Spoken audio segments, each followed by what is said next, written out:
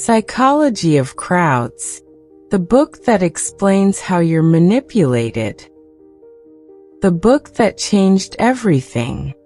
In 1895, a French psychologist named Gustave Le Bon wrote a book that would forever change the way we understand politics, advertising, and social manipulation. It was called The Psychology of Crowds, and it became the secret manual used by everyone from Hitler to modern political consultants. Le Bon discovered something fascinating. When people come together in groups, their intelligences don't add up. On the contrary, each person loses part of their individual reasoning capacity, but multiplies their emotionality.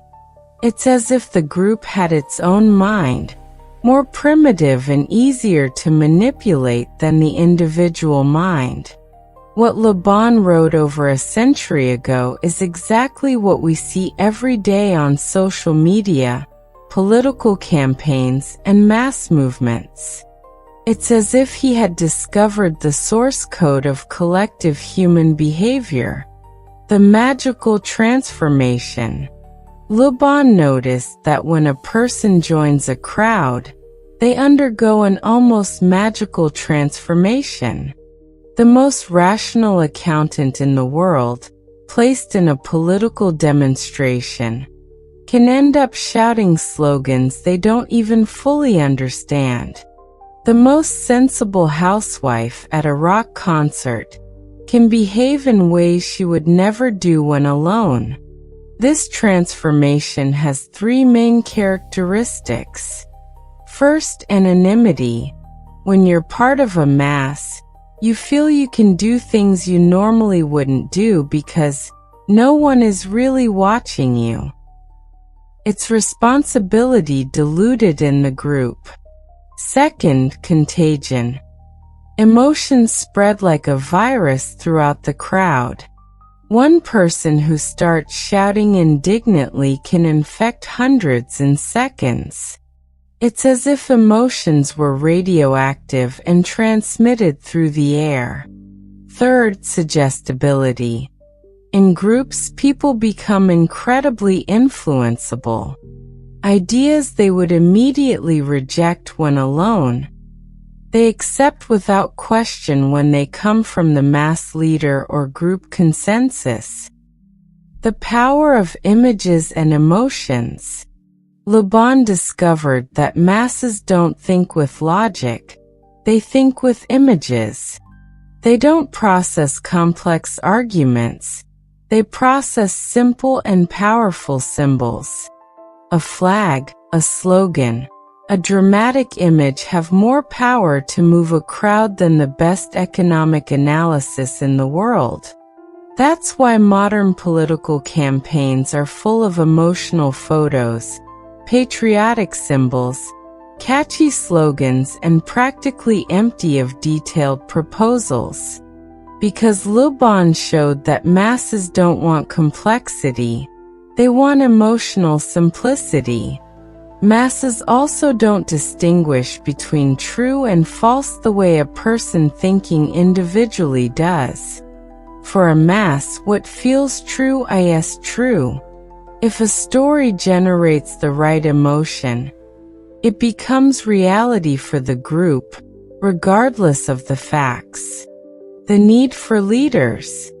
According to Le Bon, masses have a deep psychological need to be led. They're like flocks desperately searching for a shepherd. Without a clear leader, a crowd disperses or becomes chaotic. With the right leader, it can move mountains. But not just anyone can be a mass leader. Le Bon identified that successful leaders have certain specific characteristics. They must have fanatical faith in their ideas, because that conviction is transmitted to the crowd. They must be authoritarian in their presence, because masses respect strength more than kindness. And they must be charismatic, capable of generating intense emotions. The best mass leaders aren't necessarily the most intelligent or the most prepared. They're those who best understand how collective psychology works and know how to touch the right emotional triggers. The tools of control. Le Bon described the specific tools used by mass manipulators, and it's chilling how modern they sound. First tool, repetition. An idea repeated 1,000 times becomes truth for the mass, regardless of its truthfulness. It's the basic principle of all propaganda. Second tool, affirmation. Masses don't want explanations, they want categorical statements. This is how it is works better than according to studies. We could consider that. Doubts and nuances confuse crowds. Third tool, prestige. Masses follow those they perceive as successful or important. That's why politicians surround themselves with symbols of power and success. Prestige doesn't have to be real. It just has to seem real. Fourth tool, emotional contagion. If you can make part of the mass feel an intense emotion, that emotion will automatically spread to the rest. It's like throwing a stone in a lake of emotions. The digital era of Le Bon. If Le Bon were alive today, he would probably go crazy seeing how his theories apply to social media. Twitter, Facebook, TikTok are basically psychological mass-creating machines. They allow millions of people to behave like a crowd without needing to be physically together. Social media algorithms are designed exactly according to Le Bon's principles. They prioritize emotional content, create echo chambers where the same ideas are repeated, facilitate viral contagion of emotions, and concentrate influence power in charismatic, opinion leaders. Every trending topic is basically a digital crowd behaving exactly as Le Bon predicted. The same loss of critical thinking, the same emotional contagion, the same extreme suggestibility. The dangers of manipulation. Le Bon didn't write his book to help manipulators, but to warn about the dangers of mass manipulation. He had seen how revolutions, even though they started with noble ideals, could become bloodbaths when crowds lost all rational control. He understood that a society that doesn't understand mass psychology is doomed to be manipulated by those who do understand it, and that democracy itself can be destroyed when demagogues learn to use these techniques to reach power. That's why Le Bon insisted that education was fundamental. Not just technical education, but education about how the human mind works in groups. Because only a person who understands how they can be manipulated can effectively resist that manipulation. Masses are not evil. One of Le Bon's most important lessons is that masses are not inherently good or evil. They're like a powerful tool that can be used to build or to destroy, depending on who leads them and toward what objectives. The same techniques that a dictator can use to create a violent mob, a social leader can use to organize a massive charity campaign. The psychology is the same. The difference lies in the objectives and values of those who lead. That's why Le Bon didn't propose eliminating masses, but understanding them. Because human societies need the capacity for collective action to achieve great objectives. The problem isn't that masses exist, The problem is when they're manipulated for destructive purposes. How to protect yourself from manipulation. Le Bon offered some keys to resist mass manipulation. First key: maintain your individual thinking capacity even when you're in a group.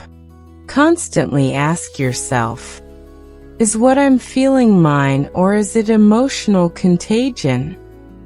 Second key: distrust sudden intense emotions, especially when they appear in group contexts. Authentic emotions tend to be more gradual and complex than manufactured emotions. Third key: seek diverse information sources.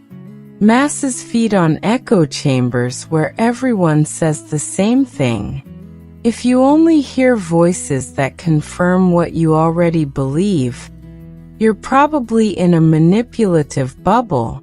Fourth key: take temporal distance before acting on intense emotions. The pressure to act, right now, is typical of mass manipulation. Important decisions can always wait a few hours of reflection. Democracy after Le Bon. Le Bon's work posed an uncomfortable question. If masses are so easy to manipulate, how can democracy work? Aren't we simply choosing the best manipulator instead of the best leader? Le Bon believed democracy could work, but only if citizens understood how mass psychology works. A democracy of citizens educated on these topics would be much more resistant to demagoguery and manipulation. He also believed that democratic institutions should be designed taking these psychological realities into account. It's not enough to create theoretically perfect systems. You have to create systems that work with real human beings, with all their psychological vulnerabilities. The current legacy. Today, more than a century later, Le Bon's ideas remain incredibly relevant. Modern political consultants study his work, advertisers apply his techniques, and social movements, both constructive and destructive, follow his patterns. But there's also more awareness about these topics. More people understand how media manipulation works. More people recognize propaganda techniques. More citizens can identify when they're being emotionally manipulated. That growing awareness is perhaps the best defense against the dangers Le Bon identified. Because in the end, knowledge is power, and understanding how your own mind works is the first step to maintaining your freedom of thought. The final lesson. Le Bon's great lesson is that we're not as rational as we think. That in certain circumstances, we can all behave as part of a psychological mass. That our emotions can be manipulated by those who understand these techniques. But also that this knowledge can free us. When you understand how manipulation works, you can consciously choose not to fall into it. You can maintain your individuality even when participating in collective movements. You can be part of the solution instead of part of the problem. In a world where every day someone is trying to manipulate your opinion, your vote, your money, or your energy, understanding mass psychology isn't just academic knowledge. It's democratic survival. Le Bon's book gives you the tools to recognize when you're being manipulated and how to resist. In an era where information travels at the speed of light and emotions go viral in seconds, these tools aren't just useful, they're indispensable.